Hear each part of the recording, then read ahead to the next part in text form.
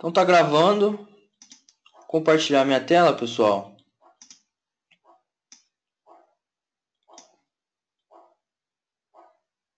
Tinha que desmarcar tudo. Aí você ia dar um kernel panic aí na máquina, cara.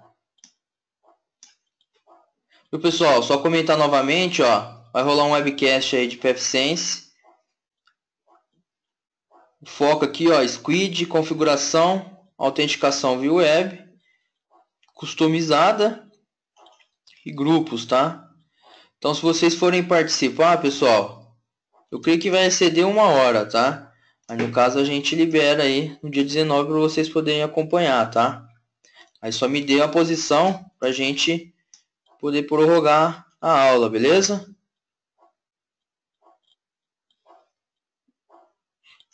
O link é esse aqui, ó.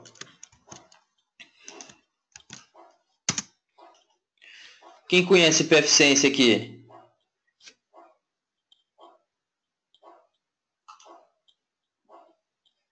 Alguém conhece ou não? Luiz não. Quem que é o aguardando por um nome?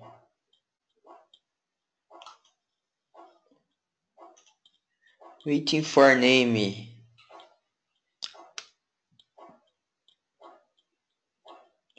Mas para vocês entenderem, pessoal, pfSense, ele é um firewall. Ah, o Dieter. pfSense é um firewall, tá? Ele é feito em FreeBSD e a administração dele é feita por uma tela web. É open source também o projeto, certo?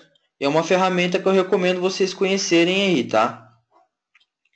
Que ele é bem show de bola mesmo. Eu super recomendo. Beleza? Então, ontem a gente deixou, né? Executando a nossa compilação. Vamos dar continuidade. Então aqui, ó, pode ver que o meu rodou e finalizou aqui. Eu nem desliguei a máquina.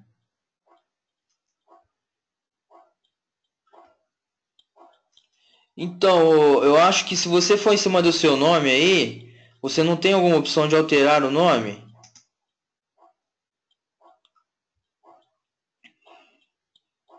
Porque você vai ter aí a opção de alterar o nome, o Dieter. Então aqui, ó, aqui eu estou no CentOS. Então, a linha aqui, ó, vamos dar uma lida aqui no processo que ele efetuou no fim, né? Ele procurou alguns pacotes, beleza? Ele gravou pra gente, ó, os arquivos RPM. Ó, kernel 45, ó, default Linux, que é aquele nome que a gente deu. x86-64, o headers e o devil. Aonde que ele gravou pra gente?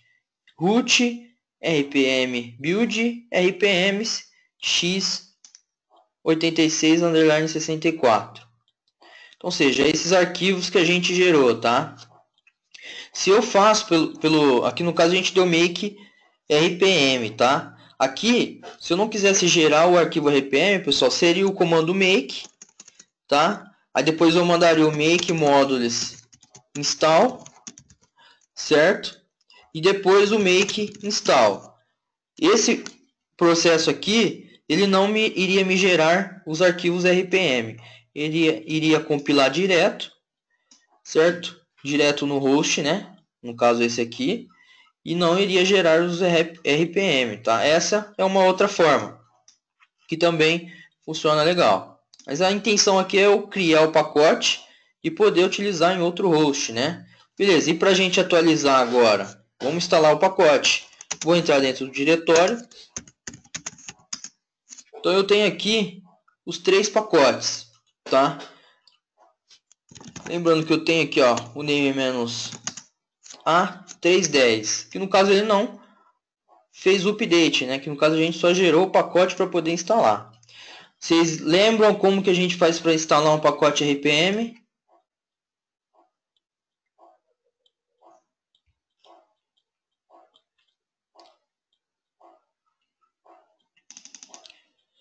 Vamos lá, pergunta de prova, hein? Qual que é a sintaxe para instalar um pacote RPM aqui no CentOS? Isso aí. Então, RPM, tiver dúvida, pessoal, help.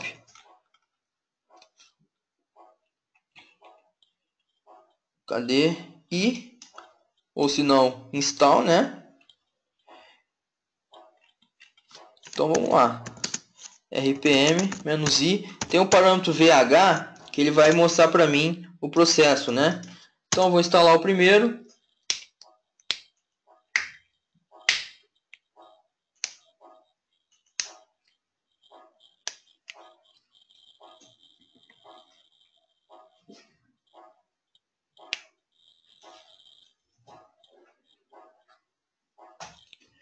Pô, minha maquininha tá ligada até agora, hein?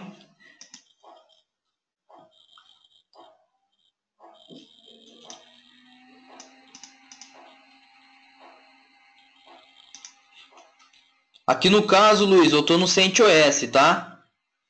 Você fez no CentOS também? Então, aguenta um pouquinho aí que a gente vai chegar no Debian também.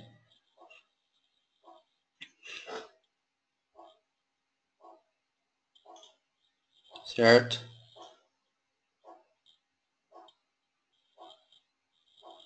Então aqui ele está fazendo a instalação, né?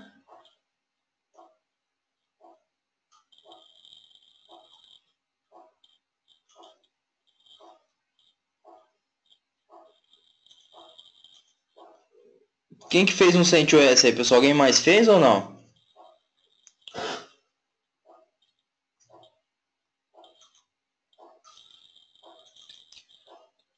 Vendo que esse pessoal aqui curte muito o Debian, hein? O pessoal é bem fã do Debian.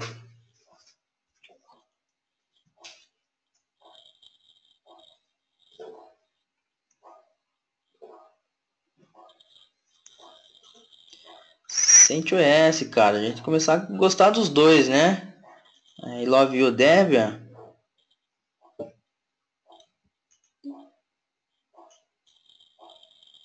Vamos sim, Luiz. Vou aumentar na parte de redes.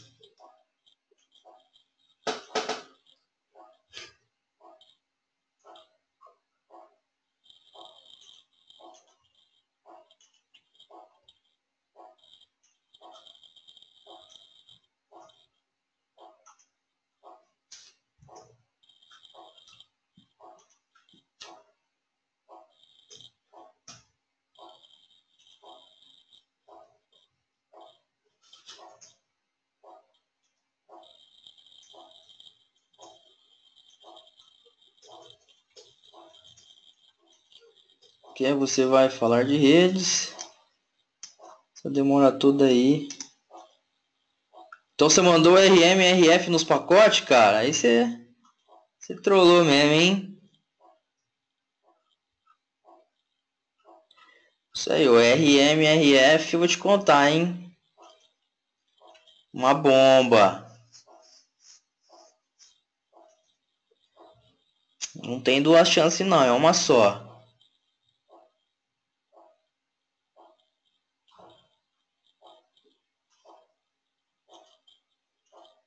Perigo, hein?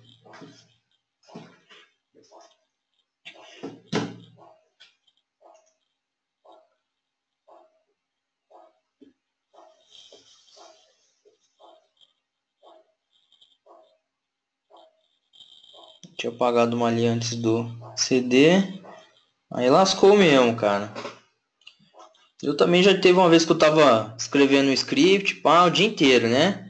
Aí no fim da tarde eu falei, vou apagar as coisas, né? Aí joguei a sintaxe errada, um espaço errado. Apagou tudo o diretório que eu tava. E o trabalho do dia inteiro. Pensa que não dá vontade de sentar no canto da parede e gritar a mãe. Não adianta chorar, né? Fazer de novo. Isso aí. Aí chuta o balde e falei, eu vou tomar uma, né? É o jeito, isso aí.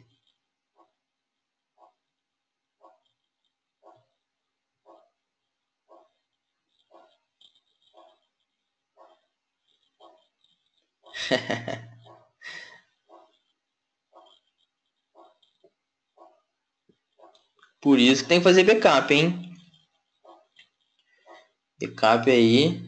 E a questão também, pessoal, de alterar conf no Linux, tá? Pô, eu vou alterar, copia o cara, faz um backupzinho. Que às vezes você altera alguma coisa, depois você esquece que alterou, ou escreveu o negócio errado que antes estava correto, certo? Então copia o arquivinho antes de editar. Isso aí, demais é sempre bom, viu? Exatamente, documentar. Documentação é tudo, né? Isso aí. Aqui tá instalando, tá demorando, hein? Ó, o load tá alto.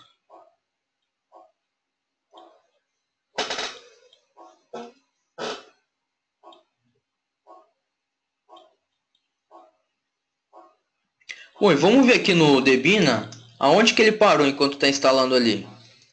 O Debina, ó, olha aqui o que ele falou pra gente, ó. Então, que ele deu permissão em alguns diretórios, pá. E aqui, ó, construindo o pacote.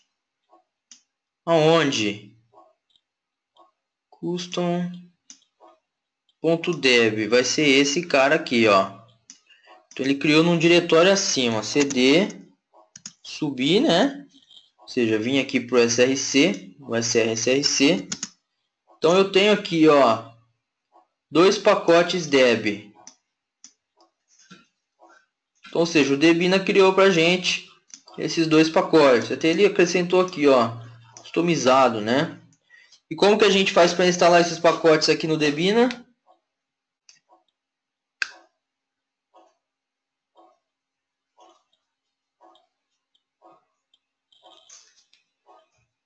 Isso aí. dpkg -i. Certo?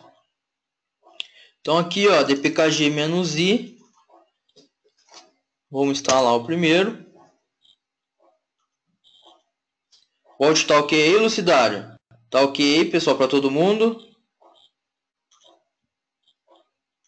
Beleza.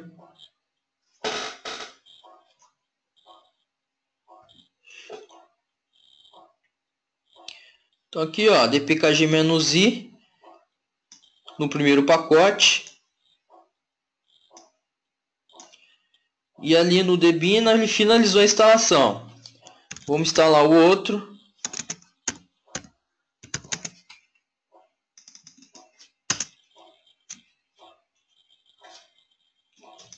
Vamos ver aqui no Debina. Aqui, ó, instalou o primeiro. Vamos instalar o segundo, né? Que é o image.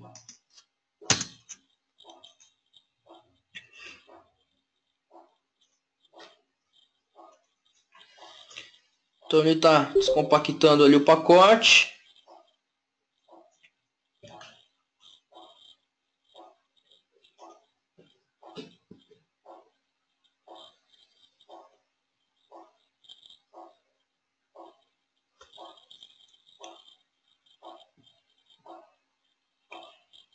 Então vocês viram que o processo é bem tranquilo, né?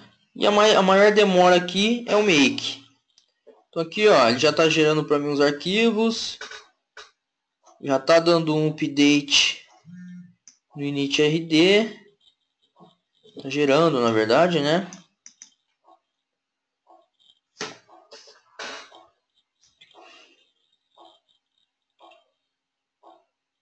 Está configurando o Groove.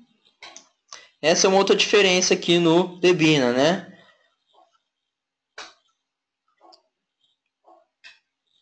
Exatamente, aquela linha que a gente gerou, então ali concluiu.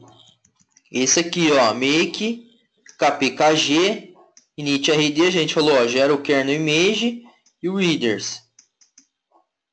Aí ele gera pra gente. Exatamente. Exatamente, aí você não vai precisar compilar de novo o pacote, entendeu? Essa é a ideia de você gerar, sim, qualquer máquina, né? Se der alguma novidade, pode dar na questão de hardware, né? Lembrando. Exatamente. Por isso que tem que ficar de olho nisso, né? E lembrando aqui, a gente está atualizando o kernel e a camada abaixo é o hardware. Se der novidade, vai gritar kernel panic para você na tela. Então aqui, ó, finalizou. Vou puxar aqui, ó, o nosso Debina. Então só para confirmar, ó, o name menos a. Aqui, ó, ele ainda está 3.16. Ele atualizou, só que ele vai vigorar somente no reboot, né? Porque lembrando, é o kernel. Então shutdown menos R now. E se der alguma novidade, ele não vai subir. Então, aqui, ó, vou em opções avançadas, só para a gente ver. Então, olha lá, ó, tá vendo que está com asterisco Linux 453, certo? Ou seja, ali é o kernel que a gente compilou. Diferença, Luiz, é o seguinte: o shutdown, você fala para o shutdown, né?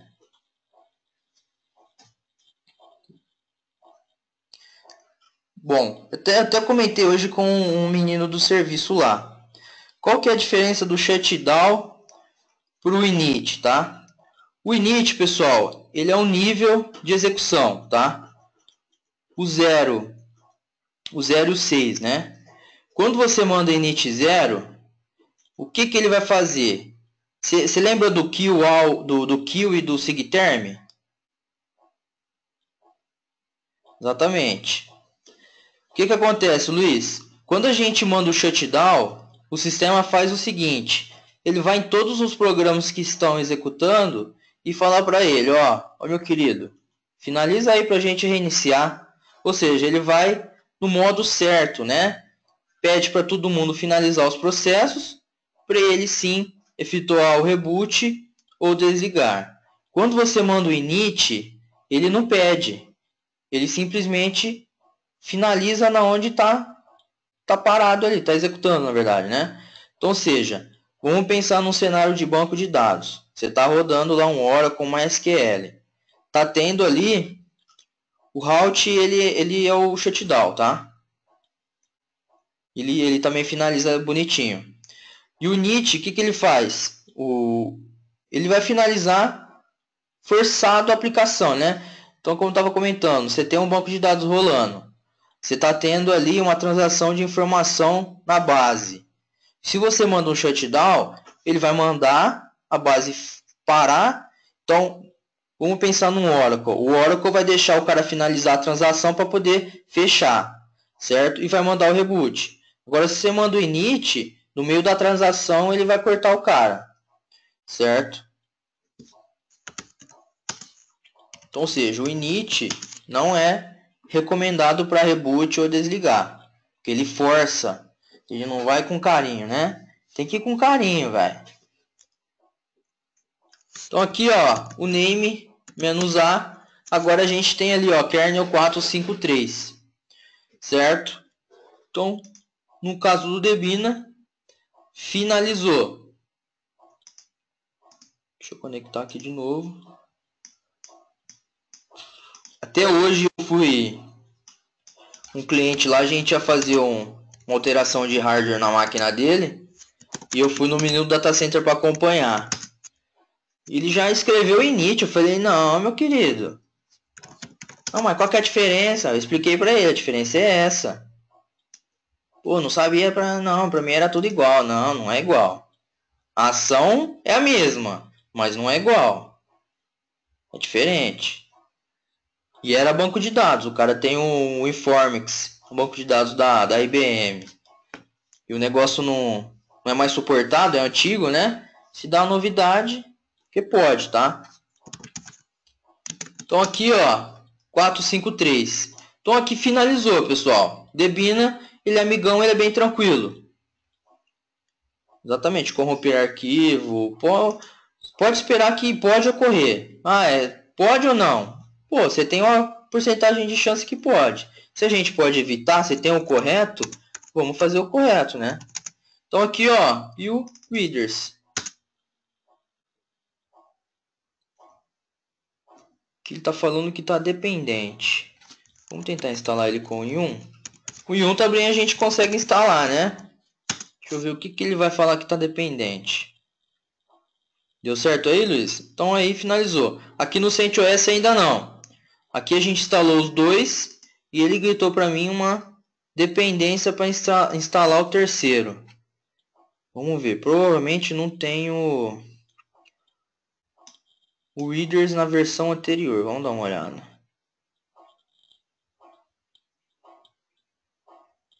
Aqui, ó, Readers, faltou esse pacote. Então, com o i1 ele achou, ele vai instalar a dependência e vai instalar para mim aquele pacote RPM. Lá 453, beleza. Então, com o i1 ele instalou o name-r. A gente tem aqui, ó, 3.10. Para vigorar a gente precisa de um reboot. Shutdown. Vou mandar ali pela máquina aqui, ó. Então aqui, ó, shutdown -r now.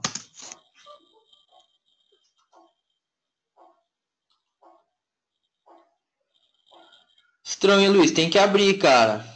Depois você me passa um acesso aí pra gente ver, tá? Então aqui, pessoal, ó, só vamos prestar atenção aqui nessa questão do CentOS. Porque o CentOS, ele não faz nada para você de graça, né? Ele sempre dificulta as coisas. Vocês viram que no Debina, ele automaticamente selecionou para a gente no Grub, né? Que é o nosso gerenciador de boot, o kernel atual, né? 453. Aqui no CentOS está o anterior, o 3.10.0.327, tá? Então, ou seja, a gente tem dois kernels instalados. Por quê? E para que serve o T2? Vamos pensar o seguinte, a gente compilou o 453 e ele deu erro. Se eu iniciar subindo no kernel 453, ele vai me gritar kernel panic.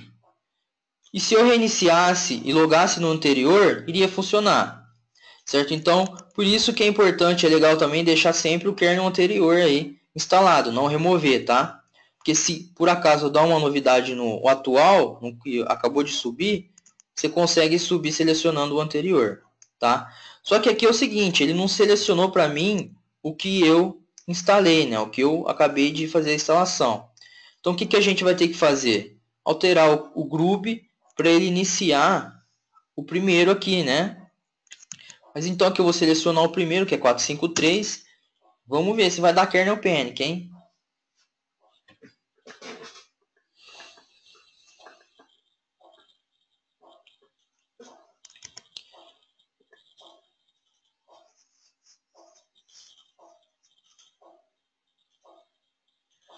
Pô, cara, eu acho que não, viu, Luiz? Porque aqui, cara, eu tenho VM pra caramba. Eu subo elas tudo na bridge. Tem lab, ó. Igual esse lab aqui, ó. Eu subi Debian, Windows e Samba. E CentOS no caso. Todas juntas, sem nenhuma novidade. Então aqui, ó, carregou. Então se eu dar um name-a, olha lá, 453 default Linux, que foi aquele nome que a gente deu, né? Então, ou seja, funcionou. Só que eu tenho que fazer o seguinte, eu tenho que agora configurar o meu Groove para iniciar o meu kernel atual. Lá ele era o primeiro da linha, né? Então vamos fazer o seguinte, a gente tem aqui ó, o Groove 2, certo? O comando aqui é o set default, ou seja, você tá qual a linha padrão que ele vai carregar lá. Para mim era a primeira, né? A primeira ele reconhece como ID 0. Então, ou seja, ele está selecionando a primeira linha. Então eu deixei como default 0. Vamos dar um shutdown -r now para ver se ele vai deixar selecionado o 453, né, que é o nosso. Lá, 453 selecionado como padrão. Iniciou o boot.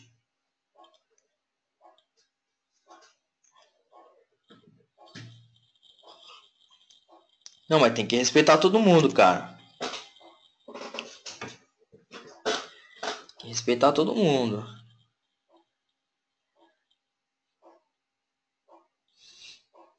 Então aqui, ó, o name-a 453. Beleza, pessoal? Então, finalizamos aí o processo de compilação do kernel. Alguma dúvida, pessoal? Deu certo aí, né, Luiz? Felipe, deu certo também, Felipe? Você deu RMRF aí?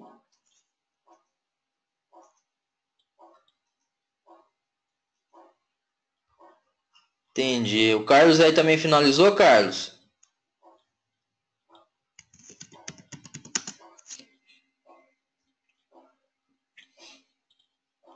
Fez não? Beleza. Tranquilo, né? Não é nenhum bicho aí que o pessoal costuma achar que é, né? Que eles falam compilação de kernel, pô, como que é? Difícil, não é? Tananã. Mas é bem tranquilo, né? É só saber o processo, que a questão de preparação é a mesma, né? Só muda ali a questão dos nomes dos pacotes, certo? Mas a questão de compilação é a mesma, tá? Não muda.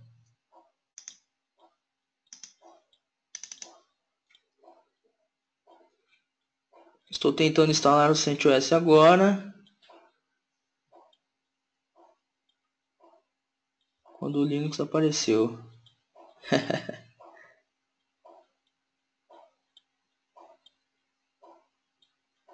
Isso é verdade. Mas aí, cara, você põe o make, deixa rolar, não tem muito o que fazer. Deixa o diretor buzinar. Pô, mas vai demorar muito, cara, esse negócio aí.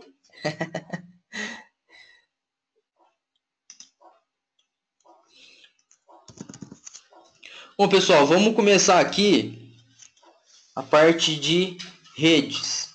Vamos entender aqui a parte de conceito de redes, né?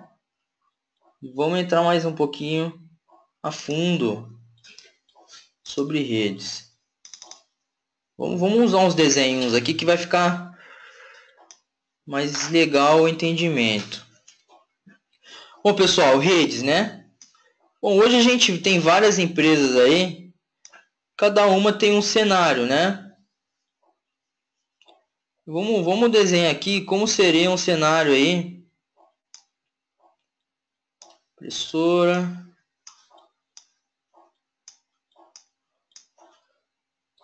O que mais que a gente tem? A gente tem roteador. São os elementos que a gente tem na rede, né? A gente tem lá servidor.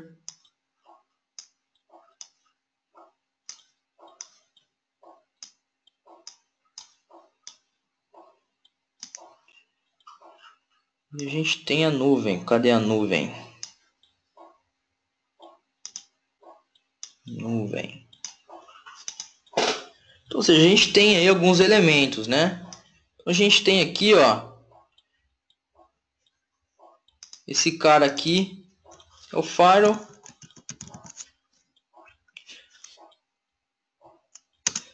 Vamos desenhar aqui. Que no caso a gente vai ter a WAN, né? E a LAN. Certo? Ou seja, tem o dia, Luiz. Chama dia o programa.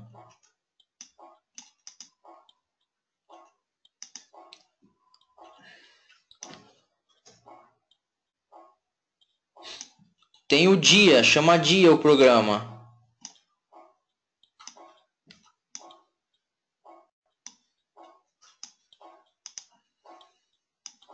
Eu cheguei a usar ele algumas vezes, tá?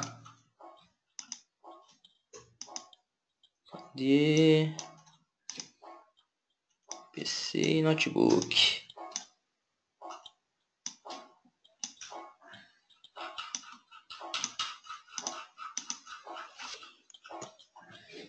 Então, pessoal, a gente tem vários elementos aí, né? Uma rede. Opa.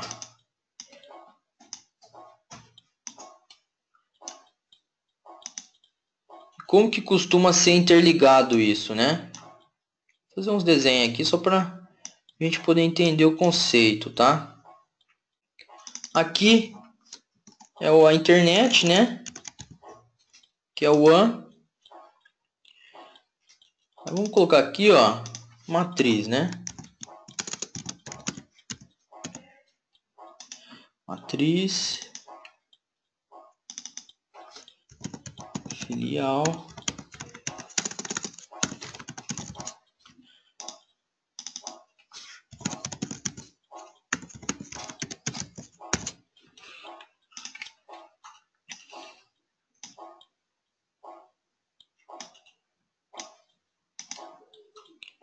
esse aqui vai aqui nesse, esse aqui nesse, certo?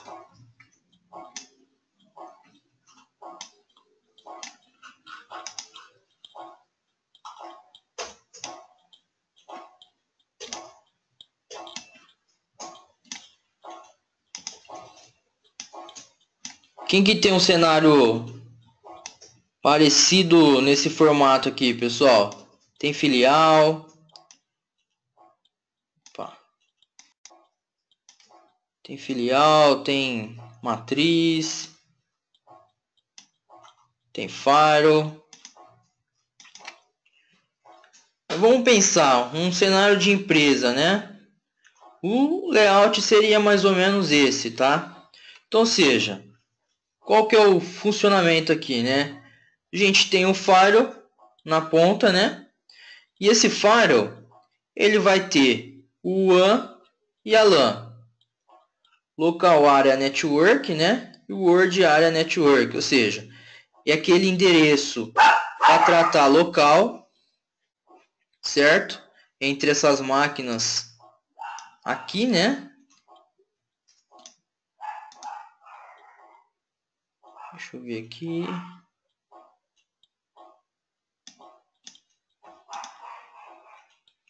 A gente vai ter esse outro cenário aqui.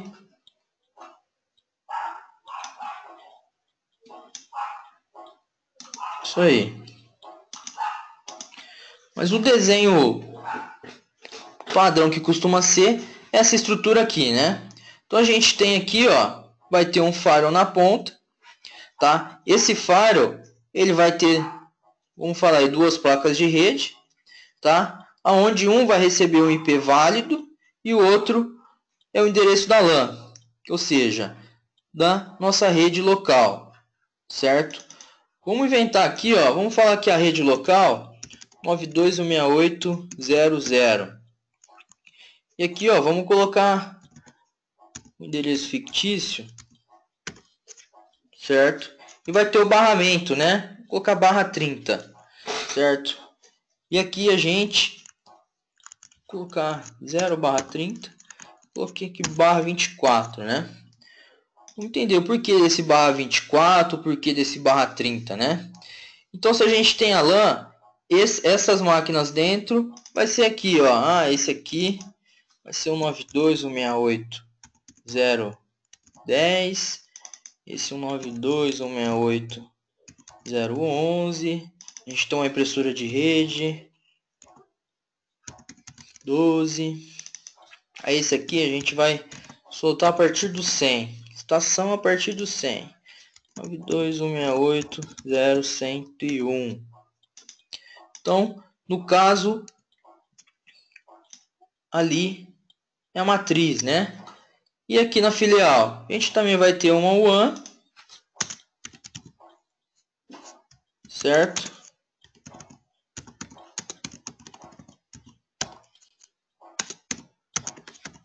A gente vai ter a LAN. E no caso vai ser uma faixa diferente, né? Opa, aqui vai ser 0. Vamos pôr 0, né? Vamos pensar ali que a gente tem uma empresa onde ela tem duas filiais e uma matriz, né? Aí esse aqui vai ser 92.168.1.10,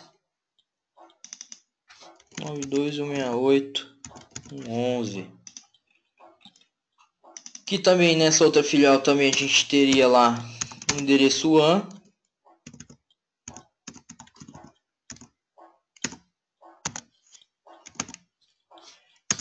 e o LAN, né? Que é o local. Que vai ser 2, né? Aqui 92.168.0.2, né? 10.2.11. Então aqui eu tenho a LAN, certo? Beleza, né? Então aqui seria um cenário aí de uma empresa. Então cada uma delas tem um firewall na ponta. Esse aqui é o mundo ideal, tá, pessoal? O mundo ideal de uma empresa. A gente tem um firewall na ponta. Esse firewall recebeu o IP válido para poder liberar para as estações locais, os dispositivos locais, a navegação. E tudo que sai para fora sai pelo firewall, certo? Nesse formato aqui, pessoal, a gente tem o gateway. Quem que é o gateway, né? O gateway, pessoal, vai ser sempre aquele cara que direciona a saída para a rua, né? Ou seja, aquele cara que responde pela rede. Nesse cenário vai ser o nosso firewall, porque é ele que recebe o IP válido, aquele IP válido na internet que a operadora distribui, certo? Ou seja, é ele que reconhece as outras máquinas na rua, né? Ele que conhece rota para a rua, é ele que joga para fora. Então, ou seja, o gateway dessas máquinas locais vai ser o IP desse cara aqui. Que na LAN eu pus a rede toda, mas vamos colocar. Então, ele é o 1. Então, no endereçamento desse cara, o gateway seria o meu firewall aqui, certo? Isso aqui, ó, vamos abrir o...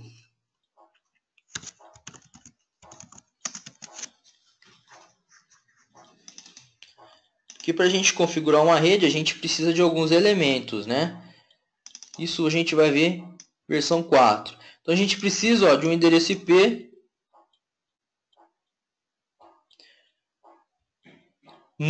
Não necessariamente, viu, Carlos? Vamos chegar no DNS também.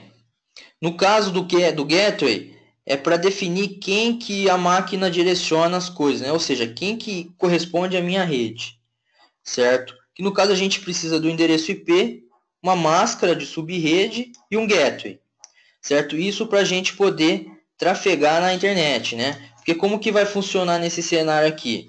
Vamos lá, a máquina 010 aqui, ela precisa acessar o Google. Quando ela acessa o Google, ela vem na matriz, que é o gateway, ou seja, o primeiro cara que ele vai bater é nesse cara aqui. E esse cara aqui joga para a rua, que joga para o Google, certo? E o restante também. Ou se não, vamos pensar lá, o 010 quer mandar uma impressão na máquina 012, certo? Quem conhece a máquina 012? O nosso gateway. Então, ou seja, primeiro cara que ele vai perguntar, quem que é a minha máquina 012? É essa aqui. Então, ou seja, ele vai direcionar para o cara correto. Pode ver que ele que vai controlar tudo, certo? Ele que vai fazer o direcionamento. Ou se tiver, tá num switch e está na mesma rede, ele vai reconhecer, certo? Mas é o gateway que vai direcionar todos os pacotes, tá? Ele que conhece todas as redes. E a mesma coisa das outras, né? Só que o que acontece? Aqui, ó, a gente tem uma faixa de rede. A gente tem a 01. Então, ou seja, a 01 é a rede matriz, tá? A 01 não. A 0, né? Vamos que é 00. E aqui a 1. Vamos colocar que esse cara aqui é 1. Então, ou seja, o gateway dessa rede vai ser o 92.168.1.1, que é o IP do meu firewall. Então, ou seja, ele que conhece a internet, ele que joga o tráfego para a rua, ele que conhece os dispositivos internos, certo? É ele que manda na rede, ele que manda para onde tem que mandar. E esse cara aqui é o 2.1. Então, ou seja, o IP dele é o 2.1 e o gateway é ele também aqui, né? 2.1, e os dispositivos reconhecem ele e ele direciona aqui. Você falou do DNS. O DNS necessariamente não precisa ser o meu firewall, tá? Mas por padrão, eu acho interessante a gente ter um DNS local, certo? Ou seja, eu posso fazer o meu file aqui de DNS local. Como assim DNS local? Vamos pensar o seguinte, o DNS, qual que é a função dele, né? É converter o nome para o endereço IP. Então, seja, eu tenho lá o site, sei lá, treinamentolinux.com.br. Esse treinamentolinux.com.br, ele corresponde a um endereço IP. Sei lá, é 177.19.20.100. Um exemplo. A função do DNS é isso. E para que eu vou ter um DNS interno? Que no caso, somente interno. Qual que é a função aqui? Vamos pensar o seguinte, a gente tem, sei lá, a gente tem uma intranet. Vamos pensar lá, eu tenho um site interno onde os colaboradores entram web nessa aplicação, né, para poder, sei lá, acertar a folha de ponto dele. Então ele vai ter lá intranet.empresa.com.br. Esse acesso é feito somente local, certo? Então, seja, eu vou precisar desse resolução de nome somente internamente. Então, se eu tenho um DNS local, eu consigo fazer essa tratativa no meu firewall. Ou seja, lá no meu DNS eu vou lá e falo, ó, todo mundo que digitar o 92.168.010 corresponde ao nome intranet.minhaempresa.com.br. Então, ou seja, o fulano aqui 101 digita lá na web intranet.minhaempresa.com.br, automaticamente vai perguntar para esse cara aqui e direciona para cá. Ou seja, aí sim, o DNS eu colocaria o IP aqui do meu firewall, tá? Ah, mas eu não tenho um DNS interno. Aí você vai usar o da Google. Aí como que vai funcionar? Você vai acessar lá o site do Google. Ele vai, aqui no caso você setou, né? Vamos dar uma olhada aqui. Então tá aqui, você foi lá e pôs Google. Então, ou seja, você falou, eu quero acessar o Google. O DNS da Google fica na rua. Então, ou seja, ele vai vir no meu firewall vai jogar para a rua, vai lá no DNS da Google e vai retornar com essa informação. Ou seja, ele vai lá na rua e volta. Certo? Quando eu tenho um DNS para tratar local, eu utilizo ele para tratar, como que funcionaria? O meu DNS aqui seria o meu firewall. Eu perguntaria para esse cara busca a informação, traz e entrega para o meu cliente, certo? E a gente tem o DNS externo, né? Isso a gente vai ver lá em servers. A gente vai criar um interno e o externo.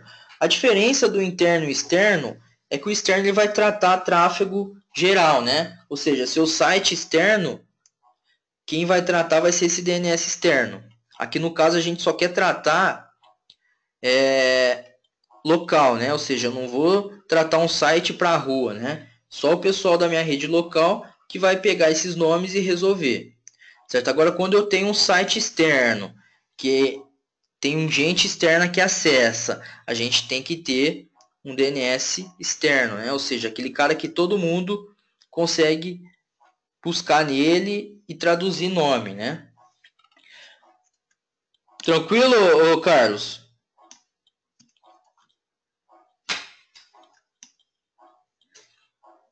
Beleza. Até porque se a gente faz aqui, ó, um DNS local, esse cara aqui, ele na verdade, se você pergunta para ele um nome, ele vai perguntar para um Google e vai trazer a resposta para sua máquina local. Agora, se eu tenho um servidor realmente, ele é DNS externo, é diferente.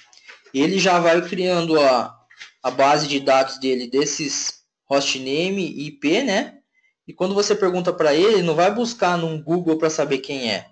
Ele já vai na origem da onde está registrado esse endereço IP, certo? E traz para a gente. Bom, mas vamos entrar aqui a parte ali de endereçamento, né? Então a gente conheceu ali a rede calc. A gente viu que a gente tem algumas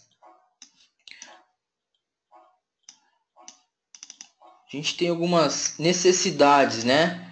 Ou seja, que eu preciso ali para minha rede comunicar, né? Primeiro ali a gente está falando do IPv4, né? Internet Protocol versão 4, certo? Esse cara aqui veio lá na época de, se não me engano, década de 70, né? Se não me engano, a historinha foi mais ou menos que tinha lá a guerra, os caras precisavam se comunicar, desenvolver o protocolo para fazer essa comunicação e virou a internet de hoje, certo? O IPv4 ele é composto de 4 octetos. Como a gente viu lá, a gente tem 192, 168, 1 e 1. Certo? Esse octeto, aqui no caso 192, 168, 1, ele está em decimal, tá? Decimal. Certo? E a gente tem, aqui eu tenho o IP,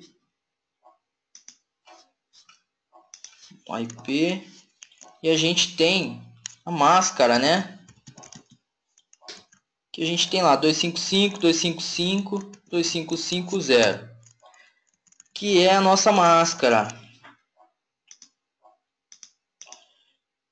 E 255, 2550 é equivalente a barra 24. Lá a gente não pôs barra 30, né? Equivalente aqui no caso essa rede barra 24. Vamos compreender o porquê. Deixa eu alinhar esse trem. Tá dando para ver, pessoal? Quer que eu aumente a letra?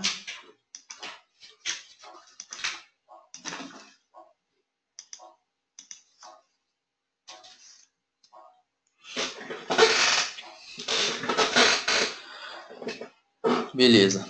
Então, pessoal, a gente tem... Acho que o negrito ficou muito forte, hein? Vou botar grande a letra, pera aí. 10 negrito. Aí fica legal. Então, a gente tem aqui o endereço IP, certo? E a máscara. Que no caso 255, 2550. Eu vou pôr aqui, ó, que é equivalente a barra 24. Certo? Para a gente ter uma rede, pessoal, a gente precisa de saber quem é a rede, certo? A gente precisa lá, rede, a gente precisa de quem? Endereço IP, né? Para a gente saber quem é. A gente tem a máscara, são esses elementos, certo? Então a gente tem aqui, isso aí, o gateway, esqueci do gateway. Esses aqui são os elementos que a gente precisa, né? Então esse número ele está em decimal, tá, pessoal? A gente fala 4 octetos, por quê? Isso aqui em bit, cada octeto são 8 bits, né? Então vamos, aqui no caso está em decimal, binário.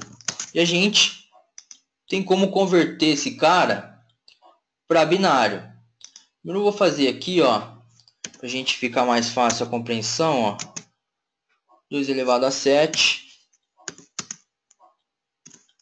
2 elevado a 6,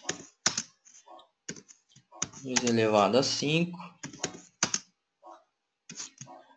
2 elevado a 4, 2 elevado a 3, 2 elevado a 2, 7, 6, 5, 4, 3, 2, 1, 2 elevado a 0. Então aqui, ó, 2 elevado a 7, a gente tem 128, 64, 32, 16, 8, 4, 2 e 1, né? 2 elevado a 0 é 1. Beleza. Então como que a gente faz? Como que a gente faz para converter 192 para binário, né? Tranquilo, a gente pega esse número e a gente vai dividindo por 2. Então 192 dividido para 2, pessoal. Então a gente tem 9, né? que vai sobrar 1 e 2, né? E a gente tem 6, né? Então, ou seja, 96. Quanto sobrou? Sobrou 0. Ou seja, 192 dividido para 2 é 96, que sobrou 0. Beleza? Agora, o que eu faço? Eu pego 96 e divido para 2 novamente, né? Então, 9, 2, 4, 6, 8, né? São 4. Sobrou 1 e o 6. 16 é 8, né? Então, 48. Quanto que sobrou aqui? Sobrou 0. Eu vou dividir novamente 48 para 2. Então, 48 é 24, que sobra 0, né? 24 para 2 é 12, que sobrou 0. Cadê o resto aonde? Que a gente vai dividindo para 2 até isso aí. Então, agora 12. 12 para 2 é meia dúzia, que sobrou 0.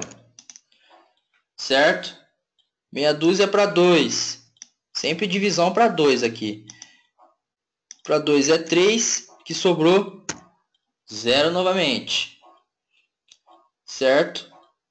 Agora a gente tem 3 dividido para 2 é 1. Certo? E sobrou quanto? Sobrou 1. Beleza? Então aqui a gente já converteu o binário para decimal. Exatamente. Então a gente tem 1, 1, 0, 0, 0, 0, 0, 0, que é o nosso número binário. Aí no caso eu pego o número binário da direita para a esquerda. Então ficou igual aqui, 1, 1, 0, 0, 0, 0, 0, 0. Então, ou seja,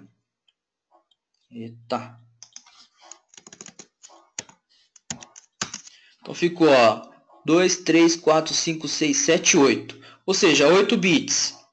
Então aqui 192 é equivalente a 1, 2, 3, 4, 5, 6, 7, 8. Certo?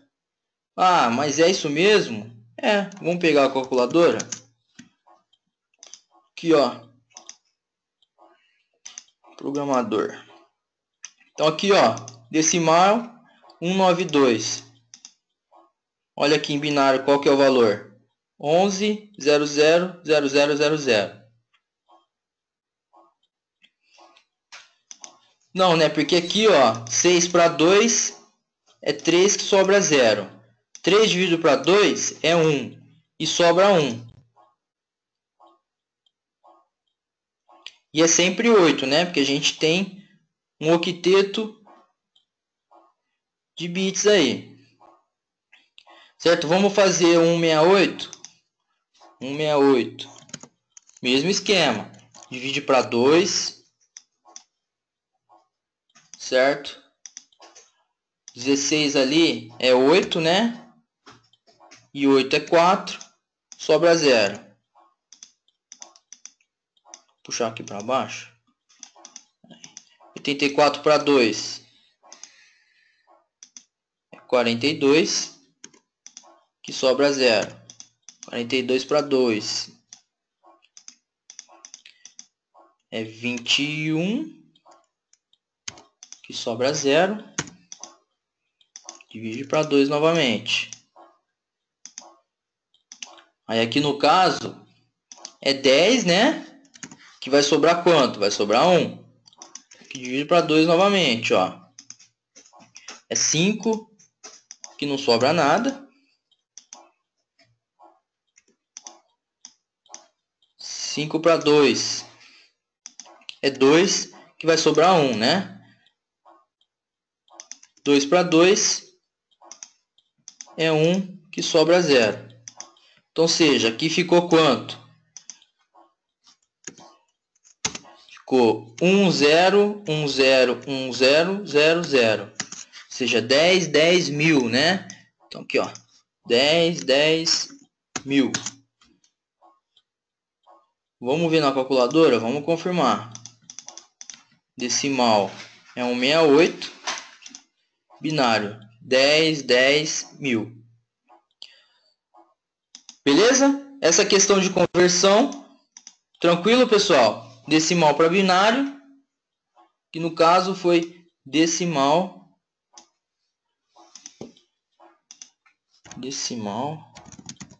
para binário. Para hexa eu não lembro não, hein, cara. Eu lembro para binário.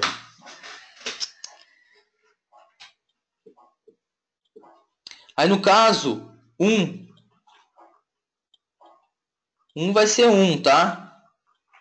Vou jogar aqui, ó, decimal 10001. Então vai ser aqui, ó, 1, 2, 3, 4, 5, 6, 7, 8. 1, 2, 3, 4, 5, 6, 7, 8. Aqui eu vou alterar para ele mostrar para mim.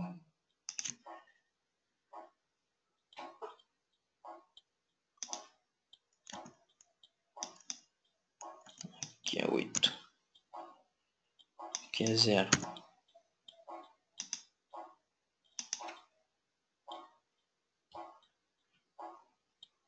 Não, isso é verdade. É que na verdade isso aqui é coisa que a gente não faz todo dia, tá?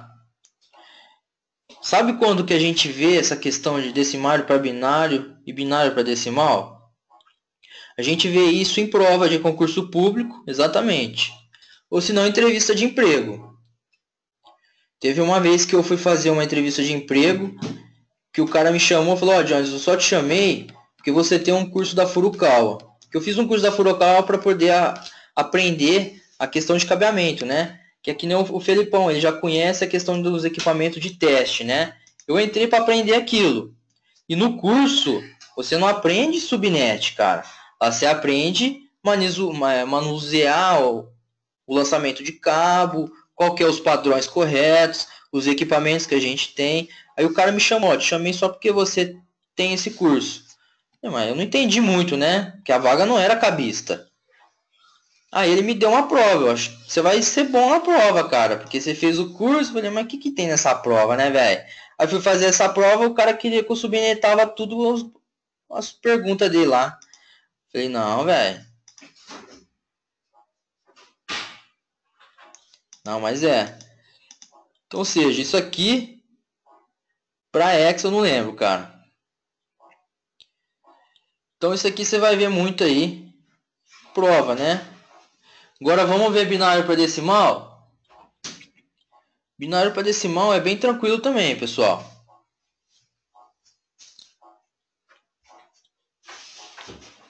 Que no caso a gente tem 2 elevado a 7, 6, 5, 4, 3, 2, 1, né? Como que eu vou fazer para decimal, né? É fácil. Vou copiar isso aqui, ó, só para vocês compreenderem, ó. Que no caso, a gente tem, ó, 11 e o restante 0, né? Então aqui, ó, sempre que no caso, ó, 0 vezes, né? 0 vezes 2 elevado a 0. Aí no caso, você vai colocar da direita para a esquerda, né? Então, ó, 0 vezes 2 elevado a 0. Então, 0 vezes ali tudo 0, né? Só os dois últimos, que é 1. Então, 1 vezes 2 elevado a 0 e 1 vezes 2 elevado a 0. Então, ou seja, que no caso tem essa sequência, tá? Então, a gente vai pegar o número binário e vai diluir ele, ó. 0 vezes 2 elevado a 0, 0 vezes 2 elevado a 1, elevado a 2, 3, 4, 5, 1 vezes 2 elevado a 6 e 1 vezes 2 elevado a 7. Eu sei que todo número vezes 2 elevado a um número, ele é 0, né? Então, isso aqui é tudo 0. O resultado, certo? E esse aqui, ele vai me dar 64. 1 vezes 2, 2. 2 elevado a 6, 64. 1 vezes 2, 2. 2 elevado a 7, 128. Então eu vou somar esses dois. Quanto que deu aqui a soma? 192. Certo? Mesma coisa aqui para 10 mil. Vou colocar aqui, ó. No caso, ó, é 10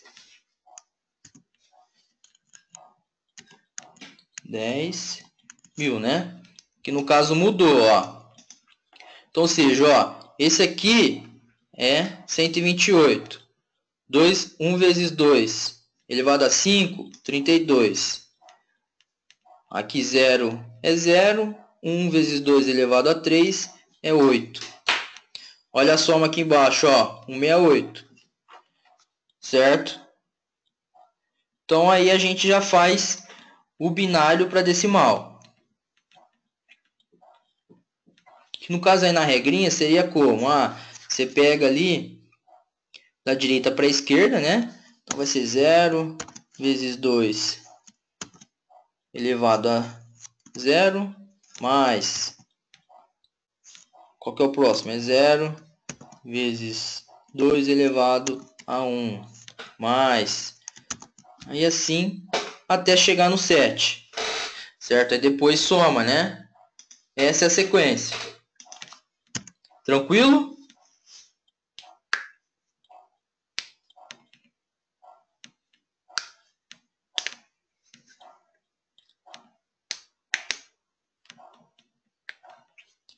Régua do maluco?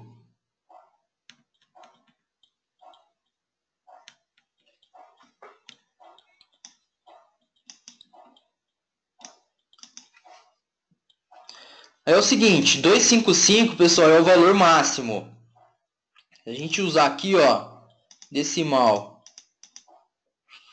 255, são 8 bits. Então aqui, ó, 1, 2, 3, 4, 5, 6, 7, 8. E 0 é 0, né? Aqui deixa eu colocar aqui o combo de 8 zeros.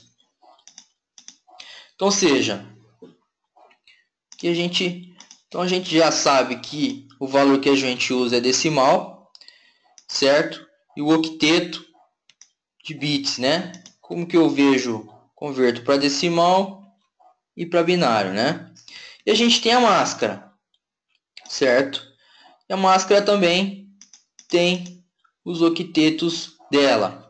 Então aqui, ó, já para a gente definir o porquê o barra 24. O barra 24 é a quantidade de bits. Então aqui, ó, 8 com 8, 16 com 8, 24. Então se vocês verem uma barra 24, significa que a máscara é 255, 255, 2550. Certo? Se é barra 25, você vai acrescentar aqui 1, 2, 3, 4, 5, 6, 7, 8. Certo? Isso aí. 1, 2, 3, 4, 5, 6, 7, 8. Isso aí. Então, ou seja, aí no caso seria barra 25. E quanto que é esse valor em decimal, né? Então, binário, ó, é 1, 2, 3, 4, 5, 6, 7, 8. Aqui, ó, decimal é 128. Então, essa máscara aqui, vou jogar ali na frente. Aqui é tudo zero, né? Então, 1, ele é 128. Certo? E 128 seria, eu tenho 24 mais 1, seria equivalente a barra 25, tá? Bom, pessoal, agora vamos entrar aqui na questão de classes, tá? Então, a gente já viu como que funciona o endereçamento, certo? A gente sabe que necessita de um endereço IP, de uma máscara, certo? Quem define, pessoal, os IPs vai ser a máscara, tá? A gente vai entrar mais a fundo no funcionamento disso. Mas pensem o seguinte, ó. Aqui, quando eu tenho 0, eu tenho quantidades de hosts, ou seja, a quantidade de IP disponível. E quando eu tenho é rede, certo? Então, ou seja, aqui a gente sabe que o valor máximo é 255. Então, aqui, 0 no final, eu tenho a possibilidade de ter 255 endereços, né? Só que a gente perde 2 endereços. Quem são esses endereços que a gente perde? É a rede. Pensando aqui 92.168.1, 92.168.1.0, vai ser a rede, tá? E a gente tem o broadcast. O broadcast é o último endereço da rede. O valor máximo que a gente tem aqui é qual? 255. Então vai ser o 92.168.1.255. Certo? Então qual é a range que a gente vai ter ali? De endereço que a gente vai poder utilizar do 192.168.1.1 até 192.168.1.254. Certo? Então, seja, utilizando essa máscara aqui, eu tenho essa range de endereço IP, certo? Meu broadcast é esse daqui e a minha rede é essa daqui. A minha máscara ali é o que? É 255, 255, 2550, que é equivalente a barra 24, né? 24 bits. E ali o IP e o getter, né? Nem necessita aqui, né? Aqui para a gente reconhecer os endereçamentos. Então, ou seja, a gente tem uma rede, a gente tem o broadcast, que é o último endereço aí, o range que a gente tem de IPs, ou seja, de hosts, e a máscara, certo? Agora, se eu utilizo o 128, isso aqui já é subnetar, tá, pessoal? Como que eu faço uma subnet? Eu sempre vou acrescentar um bit da esquerda para a direita na máscara. Ou seja, aqui eu estou começando a segmentar uma rede. Como assim, né? Então, beleza. A máscara 255.255.0, eu tenho aqui o último octeto, que o valor máximo dele é 255, é tudo zero. Então, ou seja, eu tenho aqui um octeto disponível para eu poder ter endereços IPs na minha rede, tá? Quando eu subneto isso, eu estou repartindo uma rede, tá? Como assim, né? Então vamos pegar como exemplo aqui o próprio endereço 192.168.1.1 aqui. Vou puxar para cá para a gente poder compreender.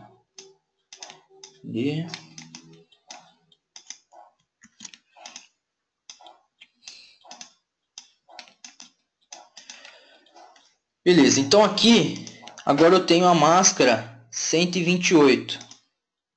Então 128 aqui já até cagueta pra gente, né? Ou seja, agora eu já rachei essa rede em dois. Então imagina o seguinte, ó, se eu tenho essa rede aqui e estou utilizando essa máscara, eu estou repartindo essa rede em duas, certo? Aqui no caso, eu utilizando o último octeto 0, né? Toda essa rede aqui, essa range, irá se comunicar, tá? Que no caso, ele entende o seguinte, tá todo mundo utilizando a barra 24 e o último octeto, ele me dá essa range de IP, todo mundo se comunica. Pensando aqui no nosso desenho, ó, barra 24, essa rede aqui toda se comunica. Então, todo mundo consegue pingar um no outro, consegue se entender ali, né? Quando a gente subneta uma rede, eu estou dividindo ela em duas. Aqui no caso, com o primeiro bit, eu estou repartindo ela em duas, né? Como assim, né? Então a gente vai ter ali, ó, 92.168.1.0, que é a nossa rede. A gente tem que ter um broadcast. O que mais que eu falei ali? e a range, né? Range e máscara. Então, esses aqui são os elementos que a gente precisa, tá? Quando eu subneto a rede, então eu estou repartindo ela em dois, tá? Como assim, né? Aqui no caso 25, pessoal, a gente tem, então, 7 octetos no valor 0, que correspondem a endereços de hosts, ou seja, endereços IPs que eu posso estar utilizando na minha rede, certo? Então vai acontecer o seguinte, se eu utilizo essa rede, eu vou ter duas redes utilizando essa máscara, distintas, né? Então a primeira rede vai ser 192.168.1.0, no caso 128 vai ser o meu broadcast. 128 não, vai ser 127 no caso, ó, 92.168.1.127. Certo? A range que eu vou ter do 192.168.1.1 até 192.168.1.126. E a minha máscara 255, 255, 255, 128, né? 128. 55, 255, 255, 128. Caraca, hein? Cadê texto?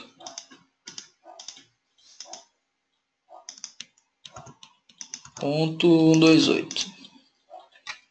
Então, ou seja, que no caso eu subnetei aquela máscara, então eu tenho duas redes separadas. Então a primeira é a 0, o broadcast, ou seja, o último IP ali é o 127, e a range disponível que eu tenho é do 1 ao 126. E qual que é a próxima rede que eu tenho? Vai ser a 128, certo? O broadcast vai ser qual? 192.168.1.255, que é o último IP que eu consigo ter aqui, né? A última possibilidade, que é o valor máximo. A range que eu vou ter 192.168.1.129, né? E vai até o 254. E a máscara, deixa eu copiar ela aqui. Então, ou seja, uma rede, se eu utilizo uma outra máscara, eu quebro essa rede em vários pedaços.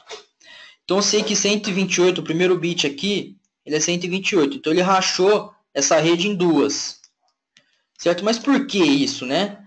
Se eu utilizo esse formato, pessoal, essas duas redes elas não se conhecem. Quem está fazendo essa distinção é a máscara, tá? Ele entende, pô, a máscara é 128. 128, o máximo é até 127, se ele utilizar a rede 0. Certo? Então, ou seja, você acaba quebrando uma rede em várias. A operadora utiliza isso muito, pessoal. Por quê? Vamos pensar o seguinte. Você tem lá uma caderneta de clientes, tá? Quando a gente adquire uma internet dedicada, a gente recebe da operadora um IP válido. Certo? Ou seja, aquele IP que a rede externa conhece, né? O cara não vai me dar um /24 com 254 IPs. Até porque, primeira, eu não vou usar isso tudo. Quem usa muito essa é hospedagem, né? Empresa de hospedagem. A sua vai de 64 a 255. Então, você tem bastante. Então, os caras começam a quebrar isso, entendeu? Por quê? Vamos lá, se ele tem uma faixa de rede, ele quebra ela em vários, ele vende mais e utiliza a mesma faixa de rede, né? Só que você separa uma da outra, né? Então o operador utiliza muito. No entanto, que eu acho que o pessoal costuma vender agora os links e entregam somente 4 IPs válidos, né? Ah, não tenho hoje um cliente pequeno por que ter uma faixa de rede toda, né? Até porque o IPv4 está escasso, tá, pessoal? IPv4, versão 4, ele já está começando a ficar escasso. Está começando a acabar as faixas e está começando a entrar IPv6. A gente vai falar um pouquinho aqui também. Então, ou seja, aqui eu estou subnetando, eu estou cortando essa rede em vários pedaços. Se eu acrescento mais um aqui, a gente está quebrando mais ainda. Vamos dar uma olhada aqui. Então, ó, binário 1, 2, 3, 4, 5, 6, 7, 8. Acho que eu pus demais ali, hein? 1, 2, 3, 4, 5, 6, 7, 8. 192. Isso aí. Isso aí, 192. Então, ou seja, 192 ali, a gente está quebrando mais ainda. Porque a gente agora... 192, ó. Então, agora a gente tem quantos octeto aqui, quantos bits para host? 1, 2, 3, 4, 5, 6. 6 octeto, vamos olhar aqui, ó, equivalente a quanto? Ó, 1, 2, 3, 4, 5, 6. Equivalente a 63. Então, ou seja, aqui a gente quebrou a rede em 4 pedaços. Então, ou seja, eu teria 1, 2, 3, 4. Só que a faixa é diferente, né? Por quê? A gente tem um valor de 63. Certo? 63. Então, ou seja, no caso vai do 0 ao 62, certo? A faixa de rede. Do 63 ao 127, se não me engano. E assim até completar até o valor final, que é 255. Então, ou seja, você vai quebrando a rede, né? Vamos ver agora.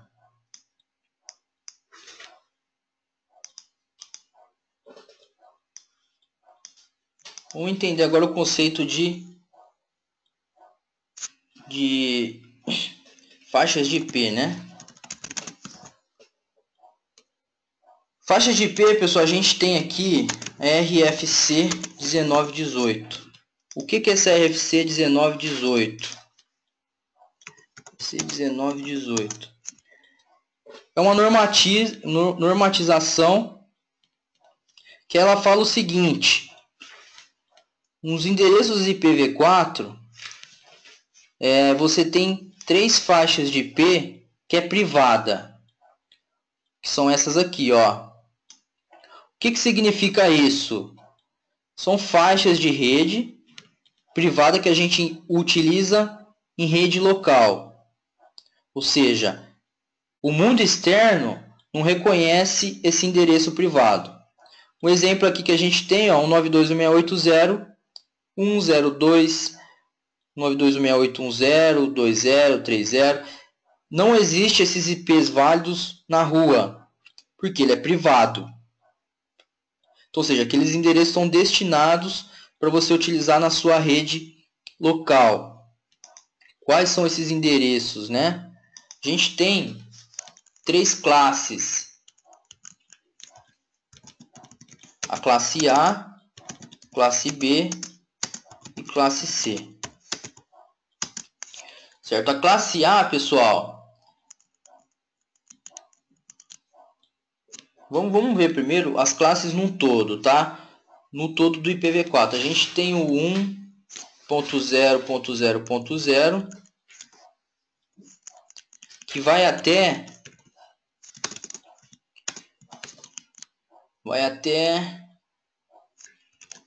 27000. Certo? E a máscara desse cara,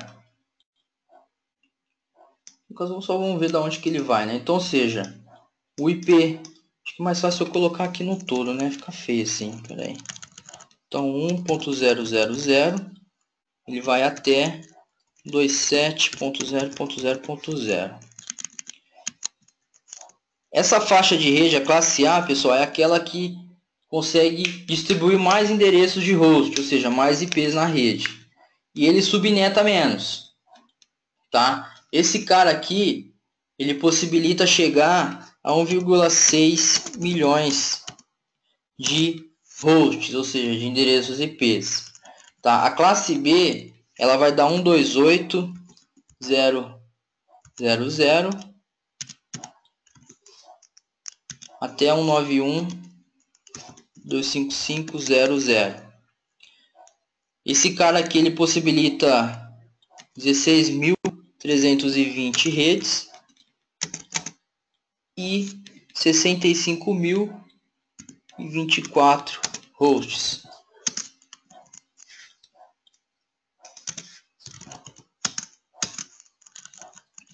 E a classe C vai do 192.0.0 até 223.255.550. E esse aqui possibilita 2 milhões de redes e 254 hosts por rede. Então esse aqui são as 3 faixas que a gente tem, tá? Vou colocar aqui.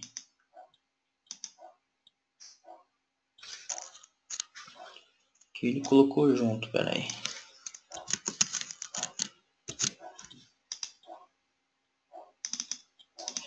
Beleza, então essas aqui são as faixas.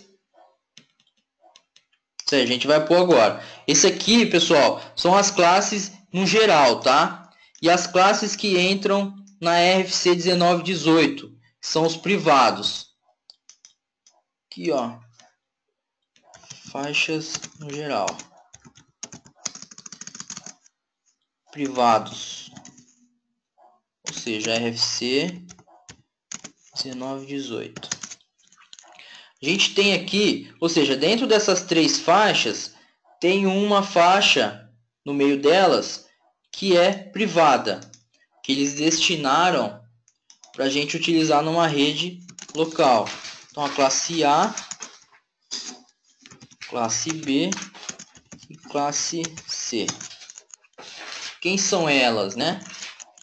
É o 10.0.0.0 e a máscara 255.0.0.0.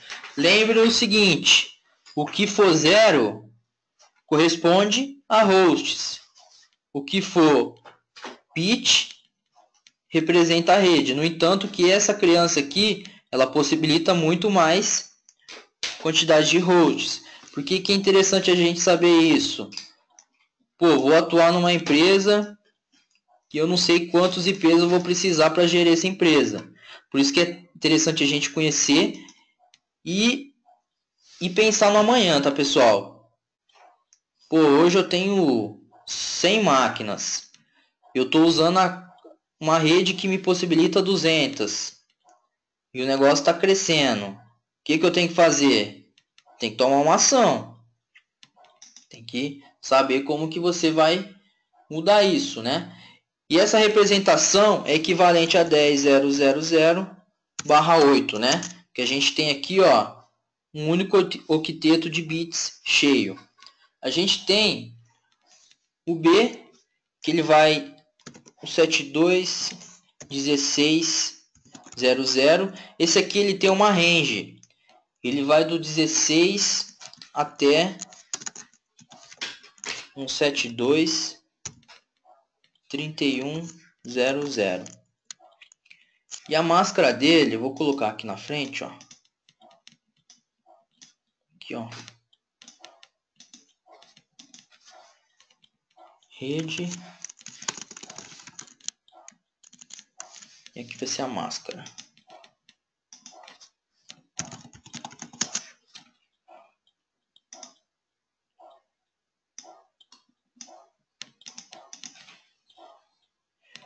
Então, a máscara desse daqui é 255.255.0.0. Se a gente for representar 72.16.00 barra 26, 6 não, 16, né? E a gente tem a classe C. Eu creio que a classe C é uma das mais utilizadas, né? Que é um 9216800, né? E a máscara 255.255.250, que é equivalente a barra 24, né? Então, seja, essas redes aqui são redes privadas, ou seja, redes que a gente utiliza, certo? No ambiente local. Então, seja, pessoal, essa aqui é a faixa de rede que a gente pode utilizar na nossa empresa para tratar local. E eu já vi, pessoal, quando eu vi eu me assustei, viu? Os caras utilizavam faixa de rede fora da privada na sua rede local. Eu lembro que tinha um que usava a faixa dele assim, ó, 227.000. Ele usava essa faixa aqui. Aí tinha a máquina dele, era 227.001 até 254 e o barramento barra 24, né? Então, ou seja, acho que o cara acordou de manhã, falou, pô, cara, hoje eu vou usar o barramento, a rede 227 na minha empresa. E o cara desceu e foi fazendo isso. Aí vocês me perguntam, funciona, Jones? O cara utilizar um negócio errado? Funciona, pessoal, funciona. Só que pensa comigo, imagina que tem um site na rua que tem esse endereço IP e o cara precisa acessar. Vai conflitar, certo? Vai conflitar. E outra coisa, tá errado, velho. Tá errado. Isso aqui, a rede dele, um dia pode parar alguma coisa. Funcionar, funciona, mas pode dar alguma novidade. E não foi uma só não, viu? Já vi outras também. Os caras utilizam a faixa totalmente diferente das que a gente pode utilizar na privada. Sim, lá no caso ele consegue usar normal. Consegue ir para a rua, as máquinas local funcionam. O dia que eu vi, eu vou falar para você, cara, eu assustei, ri pra caramba. Falei, não acredito que isso é verdade, velho. Não acredito. Eu entrei na rede do cara lá para ver realmente. Ele usa faixa de rede muito louca. Aí você fala pro cara, ainda comentei com ele, cara, isso aí tá errado. Aí eu falei pra ele, velho, tá errado. Mandei pra ele, ó. Mandei o link, esse link que eu mandei, ó. Dá uma lida aí. Dá uma olhada aí, cara. Tem que mudar isso aí. Mas não muda não. Entendeu?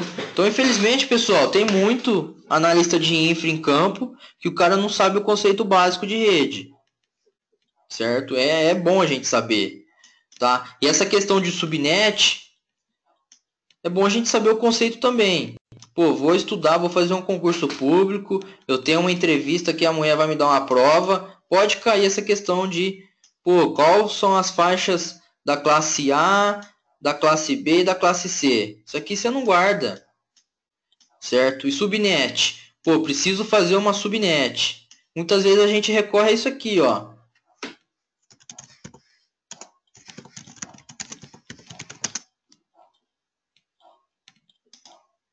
Aqui, ó, calculadora subnet. Então aqui, ó, a gente escolhe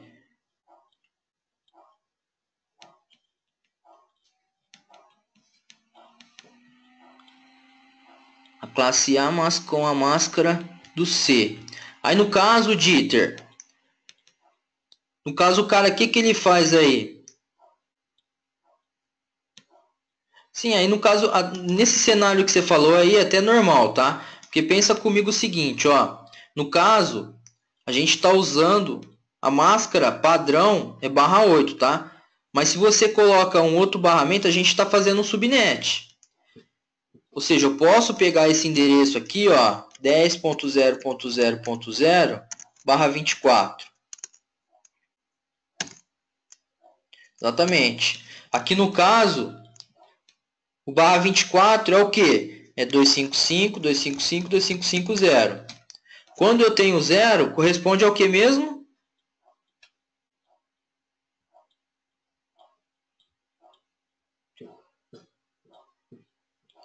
Exatamente, host. Então aqui no caso ele me possibilitaria, cara, do 3, 8, 16, 24 bits disponíveis para host. Então no caso ali, ó, eu poderia ter o 10.1.1, o 10.1.1.1.2, o 10.2.1.1, ou seja, eu poderia ter tudo isso aqui de endereços IPs diferentes, então, ou seja, eu teria uma quantidade enorme de hosts, mas a rede eu teria somente um se fosse /8, né? No caso, se está /24, aí a história já mudou. Então, ou seja, agora eu só tenho um octeto para endereços hosts. Ou seja, aqui no caso você faz uma subnet. E lembrando, subnetar é sempre você direcionar o 0 da esquerda para a direita, né? No caso aqui,